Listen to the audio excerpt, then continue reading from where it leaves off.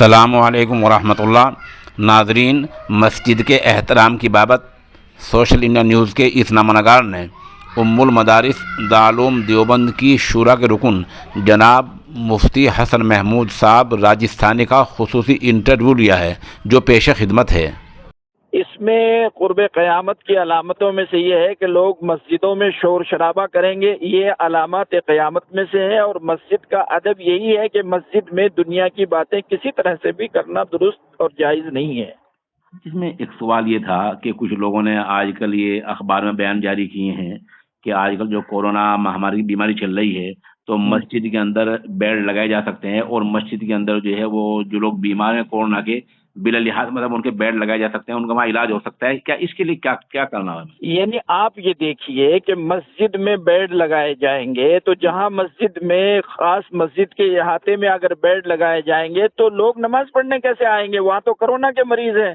تو گویا من وجہین مسجد کو، نمازیوں کو نماز سے مسجد میں روکنا ہے۔ اور دوسری بات یہ ہے کہ اس کے اندر اگر یہ وبا پھیل رہی ہے تو اس کے لیے اسکولیں ہیں، کالجیں ہیں، مدرسوں کی بعض جیسے عمارتیں کوئی خالی ہیں، یا محلے والے چند محلے کے لوگ مل کر کے ایک دو مکان خالی کر لیں، وہاں اس کا انتظام کر لیں۔ صرف مسجد ہی رہ گئی ہے اس کام کے لیے۔ حدیث میں ایک پہلو یہ سامنے آ رہا ہے کہ آدمی مسجد کے اندر جائے گا، پاک حالت میں ہوگا، ناپاک حالت میں ہوگا، ہنسے گا، دنیا بات کرے گا، یہ پہلو سامنے آ رہا ہے، اس لیے یہ سوال کیا میں نے آپ سے۔ نہیں، اصل میں یہ پہلو نہیں، اس کے علاوہ ہمیں یہ بھی تو دیکھنا ہے کہ مسجد کے اندر تو اگر کوئی آدمی کھانا کھاتا ہے اور اس کو اعتکاف، نفلی اعتکاف کی نیت نہیں ہے تو اس کو مسجد میں بیٹھ کے کھانے کی اجازت بھی نہیں ہے کہ جائے کہ اور تو چیز ہے۔ مسجدوں کا احترام، مسجدیں ایک الگ اللہ تعالیٰ کی جو ہے وہ اس کی تمام چیزیں ہیں، شرائط ہیں، اس کے اندر ہم اس طرح کی باتیں کریں گے تو مسجد کا ادب و احترام کہاں رہے گا؟ ایک سوال یہ ہمیں بس آخری سوال یہ رہ گیا ہے، ایک جملے میں بتائیے کہ مسجد کس کام کے لیے ہوتی ہے؟ میں نے یہی کہا نا کہ مسجد ہے نماز کے لیے، تلاوت کے لیے، اور ذکر کے لیے، وعظ و نصیحت کے لیے، اعتکاف کے لیے، چاہے وہ اعتکاف رمضان کے آخر عشرے کا ہو یا نفلی اعتکاف ہو۔ اور اگر کوئی بھی آدمی مسجد میں قیام کرتا ہے تو اس کے لیے ضروری ہے کہ وہ اعتکاف سنت کی نیت کرے کہ معدوم تو فی المسجد، جب تک میں مسجد میں ہوں اعتکاف کی نیت سے ہوتا ہے، وہ اس کو مسجد کا پنکھا ہے اور مسجد کی تمام چیزوں کے استعمال کی جو ہے نا وہ گنجائش نکلتی ہے۔